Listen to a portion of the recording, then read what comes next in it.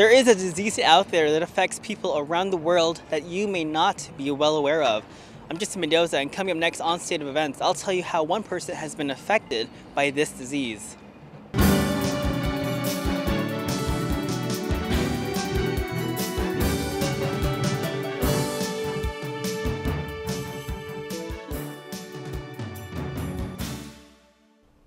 Hello, and welcome to State of Events. I'm Matt Topuzes. And I'm Stephanie Nguyen. Our top story.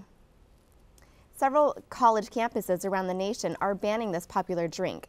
A San Francisco city attorney plans to take action too. Angela Musallam tells us more about why this particular drink is getting a lot of attention.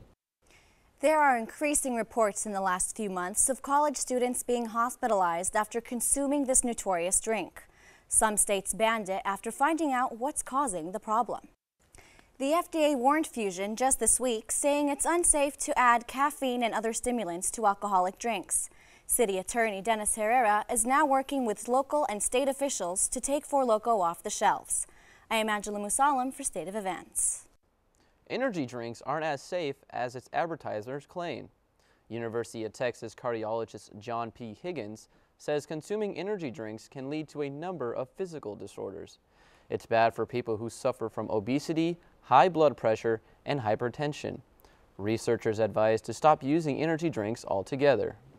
Lupus is an autoimmune disease that causes inflammation, swelling, and damages other parts of the body.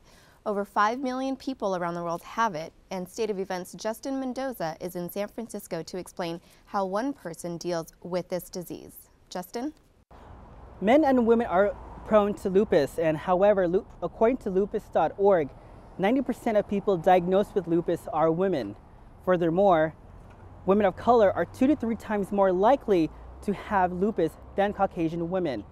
I spoke to one woman who has lupus, and she told me how it affects her. It's another day for Shani Castro as a wife and mother of 2 daughters. But for the last 11 years, Shani has been battling lupus, an autoimmune disease where the body's immune system mistakenly attacks healthy cells by inflammation. And Shani has experienced many of its worst symptoms. You just can't do anything. You just feel really, it's a different kind of tiredness. I mean, a lot of people just say fatigue and think like it's normal fatigue, but it's not. It's like you can't even move. And then when you move, it kind of hurts to move. You can't be in the sun. You get like hives and blisters. Because there is no cure for lupus, Shani takes 7 prescriptions a day. One of them is a steroid called prednisone, which helps maintain her health. At the 2010 Walk With Us to Cure Lupus event, Yvonne Grady is from the SF Lupus Foundation, who also has lupus. She says more awareness of the disease is needed. I wanted lupus to be known everywhere because everybody I know basically has never heard of lupus, or they just say, oh, I had a friend who had lupus, and then they don't know anything else about it.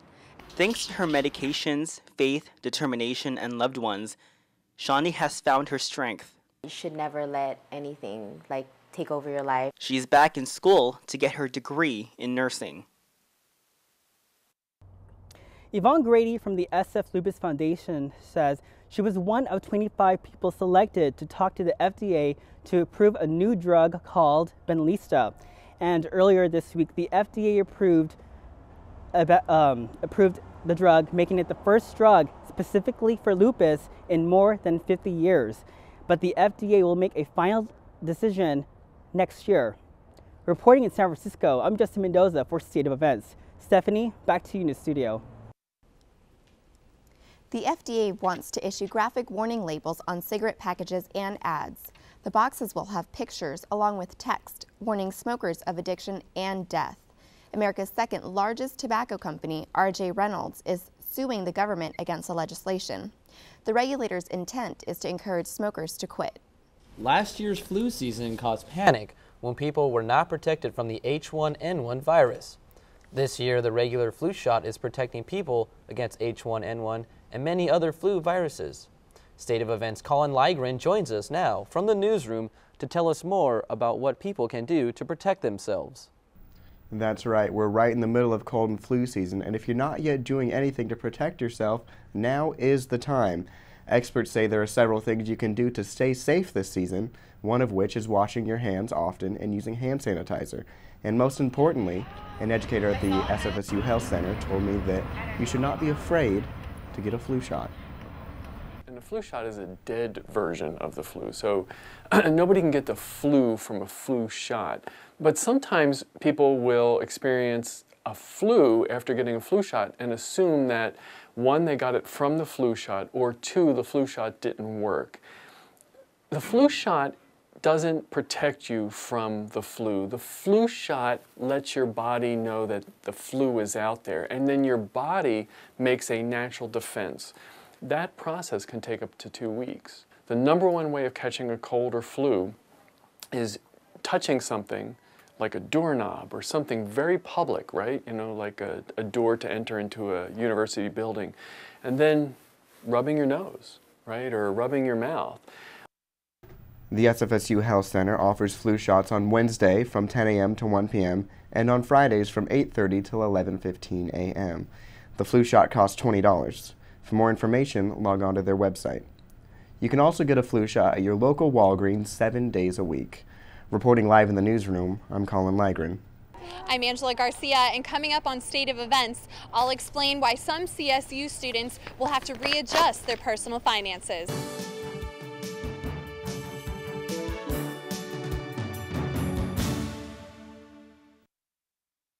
The price of higher education is a financial burden for many students. However, California's new budget includes $365 million for the CSU system. State of Events' Angela Garcia explains why students will not benefit from these funds. Angela? Thanks, Stephanie. The CSU system is one of many institutions that has taken a hit from the economic downturn. While some of the funds have been restored, students still have to dig a little deeper to pay for school. On November 10th, CSU trustees approved a 5% tuition increase for next semester. They also approved an additional 10% increase for fall of 2011. Some students feel the trustees are out of touch with reality.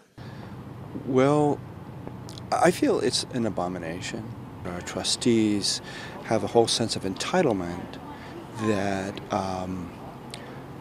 precludes their understanding of the student situation. Officials say the extra money is needed to increase the number of classes as well as enrollment. Last year, tuition rose 32%, yet students dealt with fewer classes and mandatory furlough days. Students have more than rising tuition costs to worry about. Textbooks can be very expensive, including this nursing one I found at SF State's bookstore, which costs a little under $300. Along with paying for more tuition, campus fees will rise as well. I think it's really outrageous that they haven't been able to figure out a way to bring it down again. And that means more money has to go to school and less money for me to take BART or for gas or food or anything. The trustees hope that the additional funds will increase enrollment and add classes, allowing students to graduate on time. About 40 students and faculty members held a protest outside the trustees' meeting in Long Beach. They expressed concern that the tuition increases would defer their education and force more students to take out loans. Back to you at the news desk. Thanks, Angela. Tuition fees within the CSU have gone up $2,800 since the year 2001. It gets worse. For the year 2011 to 2012 academic year, students can expect to pay an additional $444, amounting to a bill of more than $4,800 for the year. This latest round of tuition hikes were approved by the CSU this week. Of course, there's no guarantee that the increases will stop anytime soon. An anonymous tip outed the immigration status of Fresno State University's student body president. The college newspaper revealed that Pedro Ramirez is an undocumented immigrant. The school's president says that Ramirez served the student body without pay.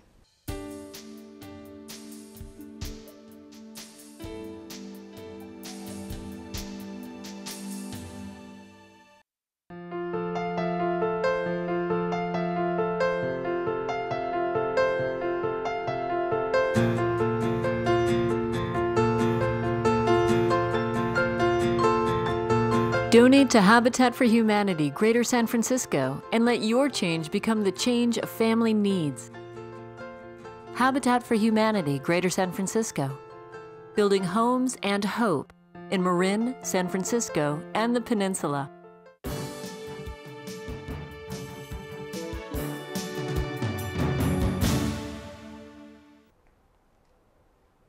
San Francisco State's women's soccer team just became the first team in school history to win a CCAA championship this season. Led by 2010 CCAA Championship's most outstanding player, Carly Bliss, the Lady Gators finished with a 10-4-2 conference record and beat Cal State LA in the championship game. Mariah Johnson, one of the 5 SF State players selected to the all-tournament team and State of Events alum, says it was surprising to win with no true superstar. I think the best we got was a Carly Bliss, who was second team all-league. So for us to win the CCAA championship with a bunch of people that were all kind of good, no one was really great, no one saw it coming, no one expected it. The Lady Gators would eventually be knocked out in the first round of the NCAA Division II Women's Soccer Championship, but that CCAA championship banner hanging in the gym next season will always remind us of this historic 2010 season. Big changes in weather on the way. State of Events' Justin Mendoza joins us now with the 5-day forecast. Justin? Thanks, Stephanie. We have had a gorgeous week with unusually warm temperatures at this time of the year. However, that will all change this weekend with rain and cooler temperatures through Monday. On Friday and Saturday, we'll see highs in the low 60s and lows in the low 50s. So make sure you wear that thick jacket and keep those umbrellas handy. By Sunday and Monday, highs drop to the 50s and lows drop to the 40s. But we will get a break from the rain on Tuesday with sunshine and highs in the low 60s. Now for Thanksgiving, expect the same temperatures on Tuesday with highs in the low 60s. I'm Justin Mendoza, and I hope you have a wonderful Thanksgiving. We'll be right back with more news on State of Events.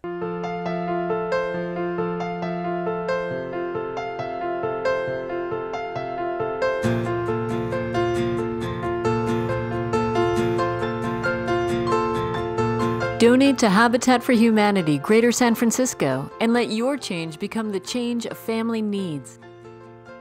Habitat for Humanity, Greater San Francisco. Building homes and hope in Marin, San Francisco, and the Peninsula.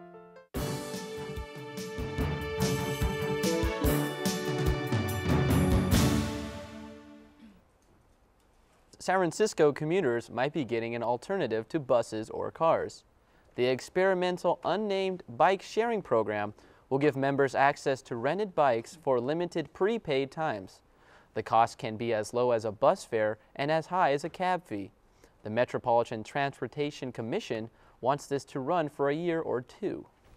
You might want to log off Facebook the next time you're using Wi-Fi in a coffee shop. A new Firefox plugin allows just anyone to hack into websites such as Facebook or Twitter. Internet connection on public Wi-Fi hotspots allows hackers to read the information that's sent over the network. Users can protect themselves by logging onto secured connections. Wine Country is coming to San Francisco. Taste new and rare wine at the SF Vinters Market on Chestnut and Divisadero. It's this Saturday and Sunday from 1 to 5 p.m. If you're in the mood for indie rock, barbecue, and live art, the 3rd annual SFX Music Festival is happening this Saturday from 4 p.m. to 2 a.m. It's at the Mission Rock on Terry Francois Boulevard. Cost is $10. Kick off the holidays with Disney Pals at the Pier 39 tree lighting celebration on Sunday from 12 to 6 p.m. It features live entertainment with a special appearance by Santa Claus. The event is free. And that's it for this edition of State of Events. I'm Matt Topuzes. And I'm Stephanie Nguyen. Tune in again next time. Have a great Thanksgiving break. See ya.